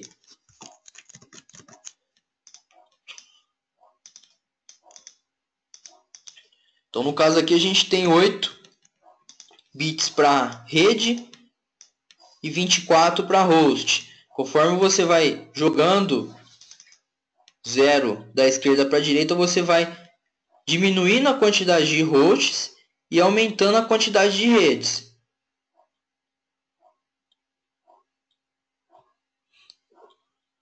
Cuidar, imagina uma empresa com 250 funcionários, lembrando que cada um com seu smartphone. Isso é verdade, cara. Então o conceito é simplesmente esse, pessoal. 0 representa a quantidade de endereços IPs, né, que é hosts, e 1 subrede. Então, ou seja, eu posso quebrar uma rede em várias, tá? Só que aí eu vou diminuindo aí a quantidade de endereço IP. No caso do provedor, porque o Broadband IPv4 é diferente do Broadband ou Broadcast?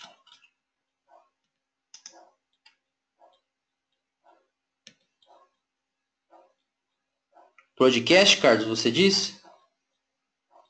Broadband?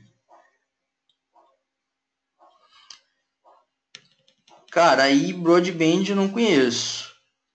Porque o Broadcast ele vai mostrar para ele aí aqui ele fala pra gente qual que é o último endereço da rede, né?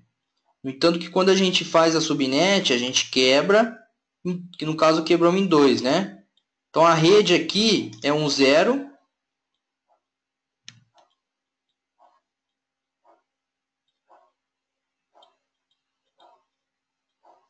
É isso aí, não conheço, hein?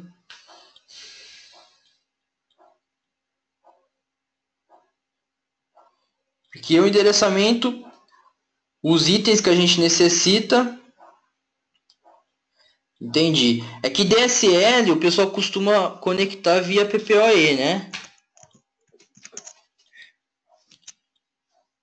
Aí no seu caso eu não sei se é PPoE, acho que não, né?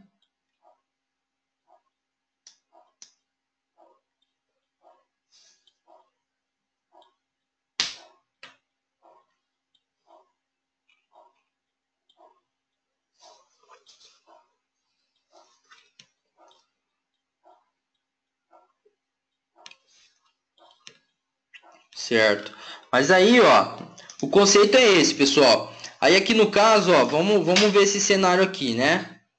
Então aqui a gente já sabe ali, a gente já compreende que cada empresa ela tem um endereço, uma faixa de rede diferente, né? Ou seja, aqui, ó, é o 92.168.0.1/24, 92.168.1/24 e aqui, ó, o 92.168.21/24. Por que tem que ser diferente, pessoal? Vamos pensar o seguinte, pô, agora eu preciso de abrir uma comunicação entre essas empresas. Como assim? Eu vou fechar uma VPN desse cara aqui. No caso, eu vou pegar um outro pra gente. Vamos colocar esse vínculo aqui, ó. Então, aqui no caso, ó, tem uma VPN desse cara com esse aqui. Opa. certo?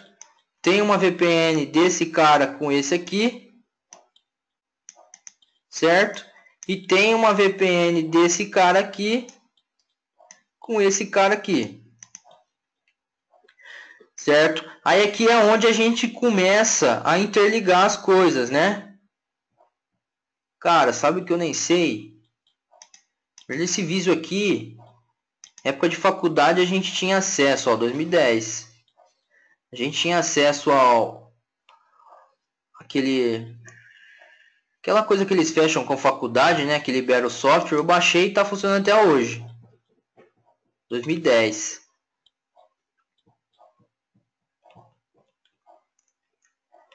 Então aqui a gente começa a iniciar a interligação das filiais, pessoal. Como que funciona isso? Primeiro, as redes, elas não se conhecem, né? No caso, quando eu fecho a VPN uma filial na outra, a gente, nessa comunicação, é um túnel. A gente costuma falar que é o túnel, tá? Nesse túnel, ele endereça um IP em cada ponta, só que não é nessa faixa que a gente utiliza local. Aqui no caso a gente utilizaria um exemplo, uma outra faixa nada a ver, certo? E a gente criaria uma rota, é onde entra a parte de roteamento, né? Porque pensa o seguinte, esse cara aqui é o que fecha a VPN com esse, tá? Ele conhece, ele consegue chegar até esse cara aqui. E esse cara aqui conhece essas outras hosts aqui dentro. Então, ou seja, eu crio uma rota aqui falando o seguinte, ó, quando o pessoal dessa rede aqui buscar o IP 192.168.11, que é essa filial, eu vou direcionar para esse cara aqui, e esse cara aqui ele conhece o 192.168.11 e ele vai direcionar para ele, certo? Então, o roteamento é nesse formato, pessoal. Ele tem que ir conhecendo os elementos da rede para conseguir direcionar isso, tá? Como que eu vejo essa questão de rota, né? A gente tem aqui no Linux o Tracert. É o Traceroute aqui, né? Traceroute. Aqui no nem tem aqui, ó, no CentOS. Install e um install Traceroute.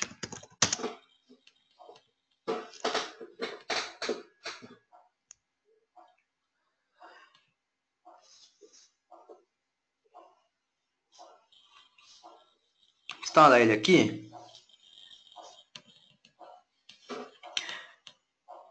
Que muitas vezes, pessoal, é troubleshoot de rede, tá? É o basicão mesmo, certo?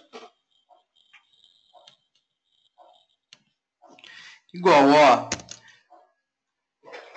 Ô Carlos, qual que é o seu endereço IP aí? Fala para mim, o seu válido. A gente tem aqui, ó, o ipeco.net. Ele mostra certinho aqui pra gente qual que é o meu endereço IP válido. Até recomendo esse aqui, pessoal. Esse aqui, ó, não tem muita novidade, isso é só para saber o seu endereço mesmo, ó.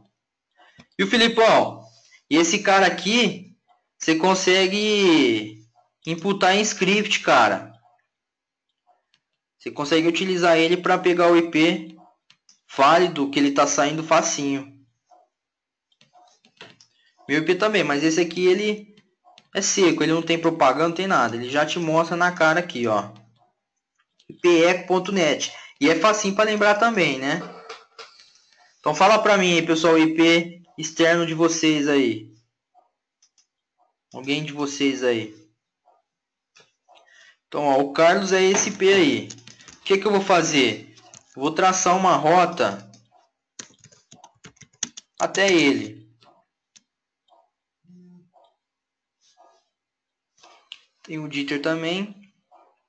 Então aqui, ó, o que que ele vai fazer, pessoal? Ó, ele bateu no meu gateway. Meu gateway é quem? O 92.168.01. Agora ele pulou para onde? 10.22.01. Isso aqui vocês podem ver que é 10.22.01, é um IP privado. Então, ou seja, aqui é net virtua. Então deve ter batido num equipamento da net. Depois caiu na primeira ponta da net, que é equivalente a esse IP aqui. Depois entrou num backbone. Backbone, pessoal, é interligações, certo? Como assim, né? Vamos pensar então aqui a gente tem internet. Então bate na internet, a gente tem ali, ó, vários caras que se interligam, certo? Para chegar até o destino. Ou seja, ele não vai direto de um canto para o outro. Ele tem as interligações das operadoras, né? Para chegar no destino, aonde elas se conhecem, né? Então, ou seja, para eu chegar no destino, ó, eu bati na Embratel, que é esse endereço IP. Depois eu bati, ó, pulo 5. Bati num outro backbone da Embratel. Aí depois eu fui para o pulo 6. Bati num outro IP, um outro backbone dos caras. Não, mas o louco, Dieter, você não sabia que o Carlos ele tá lá no Texas, cara? O Carlão tá no Texas.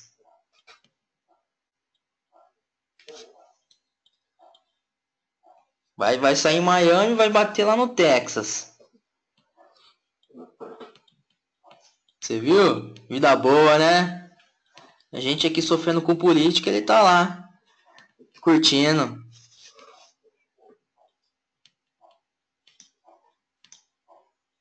Você viu? Isso aí. Então, ó. Então caiu aqui nesse backbone, o pulo 7. Aí, ó, bateu lá em Miami. Pulo 9, caiu nesse cara. O 10 veio nesse aqui. 11 não reconheceu. 12.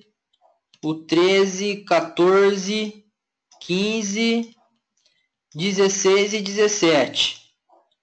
Certo? Então, ou seja, foram os saltos que ele fez para chegar no destino.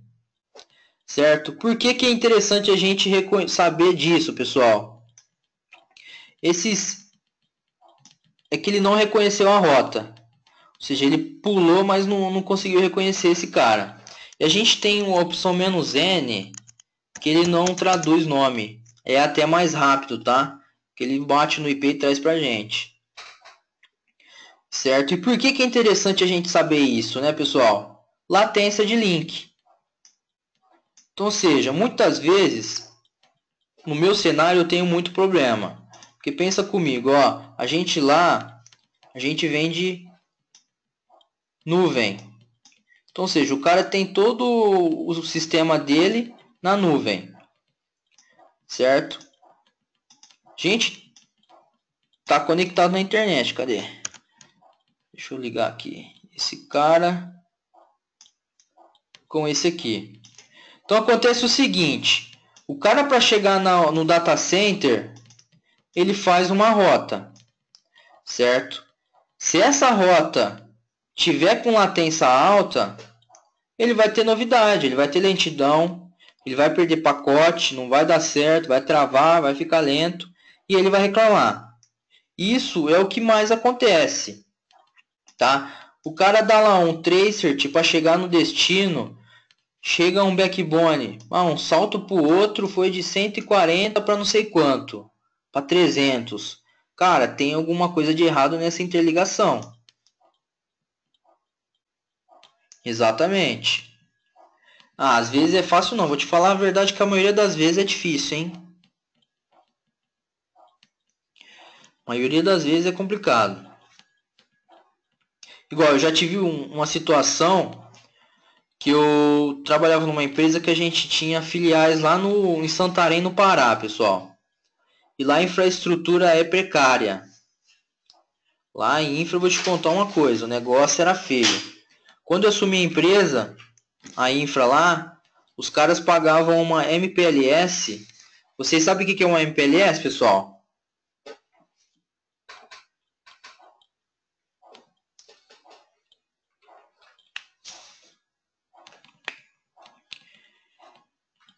MPLS é o seguinte, vamos pensar o seguinte, ó, aqui no caso eu tenho a filial matriz e a filial, né? Exatamente, é uma VPN dedicada. Aí pensa o seguinte, Carlos, aqui eu tenho uma internet e aqui eu tenho uma internet. Eu poderia fechar uma comunicação entre elas utilizando uma VPN que essa conexão sai pela minha internet da minha operadora. Certo? A MPLS, o que que é? É uma VPN privada entre as duas filiais, só que quem administra é a operadora. Então, ou seja, a operadora lança uma fibra, lança não, né? Ela tem uma fibra que interliga as duas pontas, entendeu? Isso seria uma MPLS. Então, ou seja, eu tenho uma fibra dedicada de ponta a ponta, certo? O serviço é bom, só que o valor é alto. Igual lá onde eu trabalhava, eu tinha uma MPLS de 512K entre a matriz e a filial no Pará, e os caras pagavam esse valor por mês. Quando eu entrei e eu vi isso aí, eu comecei a rir, cara. E eu ria muito, hein? Eu falei, velho, vocês é muito... Me desculpa, mas é burro. Falei desse jeito. Falei, não, para com isso, velho. Só que acontece, lá não tinha estrutura de internet. Certo? Aí o que a gente fez? A gente mudou de fornecedor de internet. Beleza. Aí a gente cancelou essa MPLS de ponta a ponta. Aí eu fiz o quê? Fechei uma VPN. Certo? E cortei essa MPLS. Porque o custo é alto. E se eu fecho uma VPN, se eu tenho um link bom nas duas pontas, a minha VPN vai funcionar de boa. Vai funcionar tranquilo, entendeu? Então, por isso que é bom também vocês conhecerem essas estruturas, tá? Porque no caso, aí eu comecei a ter problema com o que, pessoal? Eu tinha problema de rota da operadora até a minha matriz, porque eu tinha sistema na matriz que a filial acessava. Operadora, o fornecedor nessa cidade era fornecedor local. Como assim local, né? O cara compra, um exemplo da Embratel, uma fibra, chega no equipamento dele e ele distribui para os clientes dele. Seja via rádio, seja via fibra. Na época era via rádio. Então, ou seja, era o que eu tinha na época. Só que aquele negócio, rádio, o sol se escondia atrás da nuvem, parava de funcionar. Mas era o que eu tinha disponível na época. Mas aí o que aconteceu? Eu comecei a ter problema de rota. A latência, né? Ou seja, a demora de resposta para chegar, né? Ou seja, ó, se eu dar um ping, se eu consigo pingar o IP aqui do Carlos, não consigo pingar. Então, ou seja, esse aqui é a segurança, ele está dando um drop, certo? Mas, ou seja, a latência estava muito alta, eu estava tendo perca de pacote, estava tendo lentidão na filial. A operadora não resolveu para mim. O que eu tive que fazer? Tive que trocar de operadora. Troquei de operadora umas 3 vezes, até eu achar uma que funcionou, certo? Mas infelizmente a questão de rota tem momento que os caras não conseguem resolver, certo? E quem controla a rota é a operadora, não é a gente. A gente é um cliente, a gente tem que ter o negócio funcionando redondo, certo? Então, por isso aí, o trace route, ele vai caguetar para você. Ó, tá perdendo o pacote desse backbone para o outro. E é coisa, quando tem problema, pessoal, é coisa que tipo de 100 pulou para 500, pulou para 1000. Aí a diferença é muita, tá? Que é o basicão, o ping. Vou jogar aqui, ó. 8888, que é o Google. Tá vendo? Ó, aqui eu tô tendo uma latência de 141. Certo? Latência boa, pessoal, é 40 para baixo, né? Que é aquela aceitável. Certo? Então essa já é um beabá. Pô, o que que tá acontecendo na minha lentidão? Vamos dar uma analisada. O beabá de rede é isso aqui, é um ping. Qual que é a latência, né? Que você vai começar a mapear até encontrar a origem do problema. Pois, é o tracer. Vamos mandar o tracer para ver onde que o trem tá pegando. Aí, o do Carlos está dando 54. Então, ou seja, tá do lado dele ali o Google. Ali é TTL, né? Ali, ó, 62, ó, 27, 78. Então, ou seja, ali para ele está mais perto ainda. Aí aqui, ó, eu traçando a rota. Ó, Gateway. Ó, do Luiz está batendo 11. Então, ou seja, para vocês aí, a latência está muito melhor do que aqui a minha. A minha está batendo 114, 150. Tá ruim. Mas aqui no caso, para mim é um DNS, não tem problema, tá, pessoal? Mas quando a gente pensa em cenário de uma filial com a outra, a gente tem sistemas de missão crítica, um RP, um VoIP, algo do tipo. O negócio tem que estar funcionando legal, certo? É onde começa essa análise básica, né? Pô, o que está acontecendo, né? E essa questão do gateway, que o gateway que conhece a rede externa, então ele que está direcionando para fora, certo? E se pensasse aqui na VPN, que nem eu comentei, pô, esse cara vai ter que mandar uma impressão aqui no 111. Eu tenho uma VPN fechada. Quem conhece as rotas é os meus firewalls da ponta. Então esse cara vai mandar para esse cara vai falar, pô, eu conheço esse 192.168.111. Ele vai direcionar para cá. Vai chegar o pacote nesse cara e vai falar, não, eu sei quem é, eu vou entregar para ele. Entrega para o destino, certo? Então essa entra a parte de roteamento. E essa questão de rede externa, né? Igual a gente traçou uma rota para o Google, ó os backbones que pulou. Pulou nesse, depois pulou para esse.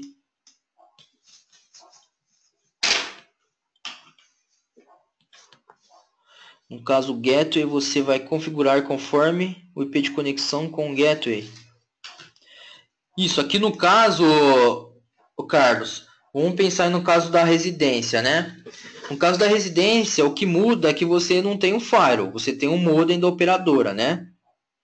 Então, esse modem da operadora, ele que recebe o IP válido, certo? E ele tem um IP da faixa local. Aí, no caso, você tem um padrão que a operadora te entregou. Tá, mas não, eu quero mudar essa faixa de rede. Você pode mudar essa faixa de rede. Você entra no modem e altera. Isso se você tiver acesso, tá? Porque tem operadora que dá um drop nessas alterações. Exatamente. Acho que aqui, ó, a gente tem problema com a GVT. Os modems da GVT, eles não deixam você alterar a faixa de rede. Então, se tá lá o 92.168.20.0/24, é aquele que você vai usar. Que em ambiente residencial a gente não precisa de nada complexo, né? Que no caso, empresa. Certo? Mas aí no caso, no modem que faz o recebimento desse IP válido, certo? Ele que conhece a rede externa e a interna. Então o seu gateway vai ser quem? Aquele dispositivo que conhece a rede externa, certo?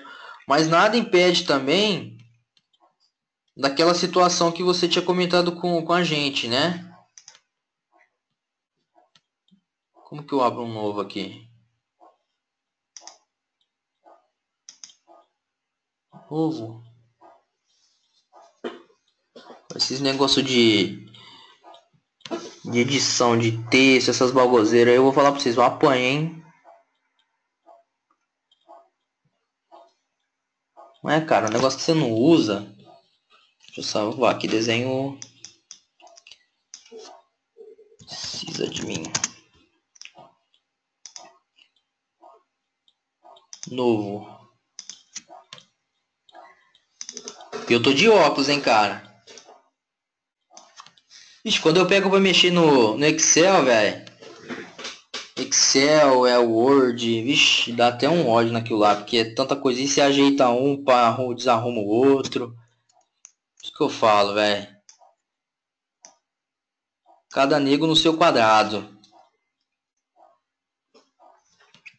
Então, Carlos, aquele cenário que você falou pra gente, né? Vamos dar uma olhada aí no seu. Você tem um roteador, né? Você tem aí, ó, o modem da operadora. Cadê os computadorzinhos? Você tem os seus PCs. E cadê a nuvem? A nuvem é a internet, tá? Então, ou seja, você tem aqui o seu modem que vai receber o seu IP válido e vai receber o sua LAN, né? No caso é o 92.168.1.1, né? E vamos pensar o seguinte, ó, pô, eu tenho um roteador aqui na ponta. Então, ou seja, você teria nesse roteador uma WAN que ele iria receber um IP na faixa local 92.168.1.2 e a LAN dele ele entregaria uma outra faixa diferente, certo? E aqui ele vai se comunicar com outros.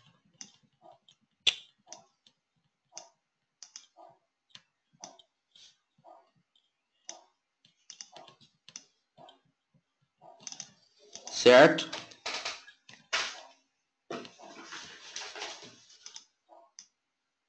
Entendeu? Que aqui é o seguinte, aqui no caso é um cenário que você está fazendo aí, né? Que o correto seria o quê? Não ter esse roteador, né? Mas é uma necessidade que você tem aí. Entendi. Porque aqui no caso o roteador você tem a WAN e tem as LAN, né? Se você espeta na LAN, ele vai funcionar como um switch, né? Agora se você põe na WAN, ele já reconhece como um outro dispositivo na rede. Aí no caso ele está pegando a WAN um IP interno, certo? E distribuindo na LAN um outro IP. Então esse aqui vai ser o 92.168.10.2, um exemplo, né? Aqui ó, 10.3, 10.4. Porque aí a ideia do gateway aqui é o seguinte, esse cara aqui buscou o Google. Ele vai perguntar para o gateway dele. O gateway dele é o 10.1. Ô, eu quero o Google. Você conhece? Eu não conheço, mas eu sei que o meu gateway ele vai saber quem é. Aí joga para esse cara aqui. Aí esse cara fala, pô, vamos buscar esse cara. Aí sai para a internet. Então, ou seja, essa é a função do gateway. Ele direcionar os pacotes até o destino final. Certo? Se tiver errado, ele não vai direcionar até o fim. Beleza?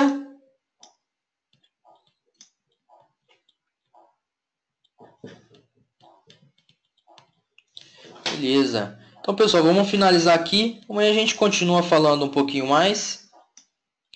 Tá? Não estou parando a gravação.